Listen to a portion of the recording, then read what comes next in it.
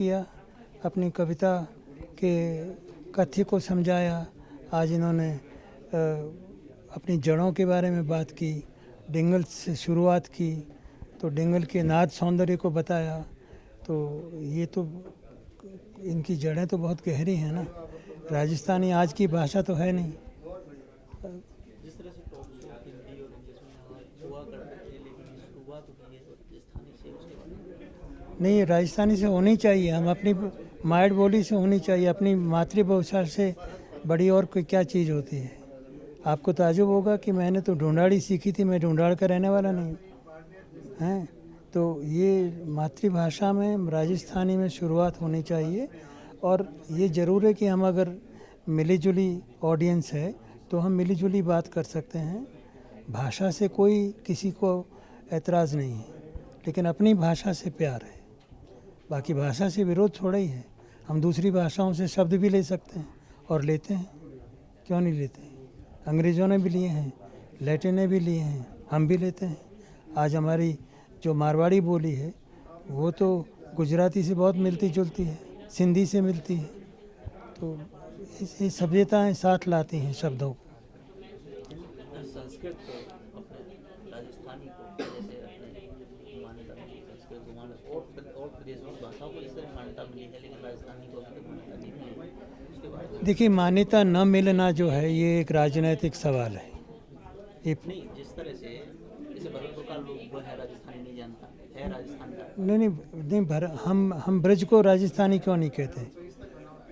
ये झंझट क्यों खड़ा करते हैं। ब्रज राजस्थान का हिस्सा है। आपको ताजुब होगा, सूरदास कहाँ के रहने वाले थे, ब्रज के थे। हम उनको अपनाते हैं कि नहीं अपनाते हैं, वो अपना कभी कहते हैं कि नहीं कहते हैं। लेकिन दौसा के रहने वाले थे सुंदरदास, और सुंदर ग्रंथावली शांति निकेतन कलकत्ते में छपी थी और गुरुदेव रविंद्रनाथ ठाकुर ने उसकी भूमिका बांग्ला में लिखी थी। वो आज उपलब्ध है, मेरे पास आ जाओ, मैं दे दूंगा। भाषा का सुंदरदास दौसा के थे और रविंद्रनाथ ठाकुर ने उनकी किताब की वो प्रीफेस लिखा। तो ये हमारा देश बड़ा है, भाषा देश की होती है। राजनीतिक मान्यताएं आदि सब निरर्थक होती हैं, क्योंकि राजनीतिक मान्यता का मतलब क्या है। आदमी जो बोलता है आपको समझना ही पड़ेगा। आप अपने अपने दर्शकों को कह सकते हैं कि एक लोकमान्य होता है और एक राज्य मान्य होता है। तो लोक मान्यता बड़ी है कि राज्य मान्यता बड़ी है। लोक क्या है, लोक राज्य को चुनने वाला है। तो लोक तो सदा बड़ा है। लोक ने, आप अगर चामल बोली जानते हो, चामल आपने सुना नाम हाड़ौती का। चंबल के इलाके में जो बोली जाती है वो चामल बोल, वो हाड़ौती है। अब आप जयपुर में रह कर के हाड़ौती नहीं जानते, तो ये तो मान्यता मिल भी जाएगी तो क्या होगा। तो प्रदेश बड़ा है, हमको बहुत इस बात पे गर्व है कि हम नाना बोलियों के लोग हैं और हमारा जो वाक सौंदर्य है वो बहुत फैला हुआ है, गहरा है, जड़ों में। तो कहीं लिखो तो बताने वाले कोई ओसी हो नहीं क्यों कहीं लिखो है।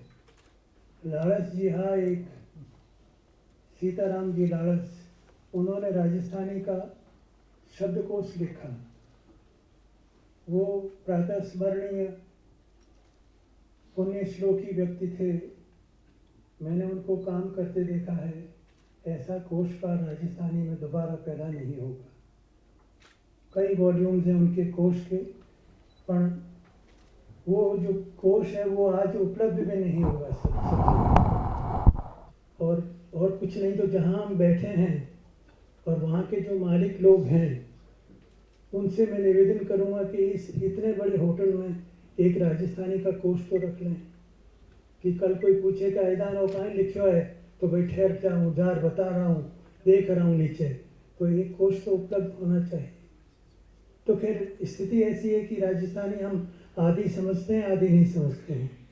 तो इसलिए मैं हिंदी में और राजस्थानी दोनों में ऐदान जी से बात करूँगा। आपको ताजुब होगा कि मैं कोई 10-1 साल बाद इस तरह से मंच पे बैठ के कोई बात कर रहा हूँ। बीच में बहुत बीमारियाँ आई तो मैंने सब छोड़ दिया था और पब्लिक स्पीकिंग बंद कर दिया था। अभी प्रमोद जी का बहुत ऐसा स्नेह है तो माननी पड़ी इनकी बात। और विशेष रूप से इसलिए मानी मैंने कि आईदान सिंह जी ने अपना जीवन उसी गांव से शुरू किया जहां मैंने पढ़ना शुरू किया।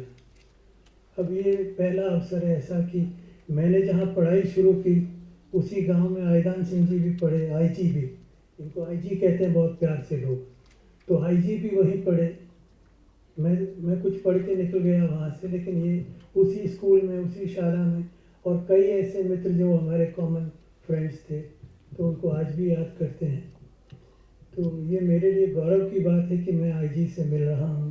पहले मैं मिलता तो हमेशा ही रहा हूँ, जानता हूँ इनको, लेकिन इनके बारे में भी मैं बहुत कुछ नहीं बताऊँगा। सिर्फ इतना कहूँगा कि ये नौजवान भाई, मैं नौजवान कह रहा हूँ दाढ़ी सफ़ेद होने के बावजूद, इसलिए कह रहा हूँ कि इनके लिए मैं बहुत लंबी उम्र की प्रार्थना करता हूँ। तो अभी तो ये नौजवान हैं, ये अमन, आज़ादी और आवाम के कवि हैं। ये एक ही वाक्य कहूँगा, ये शांति चाहते हैं दुनिया में, ये आज़ादी को जिंदा बनाए रखना चाहते हैं, देश की आज़ादी को, राष्ट्र को बेच नहीं देना चाहते हैं। ये मल्टीनेशनल्स के साथ घुल मिल जाना नहीं चाहते हैं, ये कॉरपोरेट सेक्टर की हिमायत नहीं करते हैं। ये सीधे सच्चे सरल धरती के इंसान हैं और वो इनकी कट्टरता है, उसको ये वो इनका कमिटमेंट है, वो इनकी प्रतिबद्धता है। और तीसरी बात, ये आवाम के आदमी हैं। ये शुद्ध रूप से आदमी की पैरों का वकालत करने वाले आदमी हैं,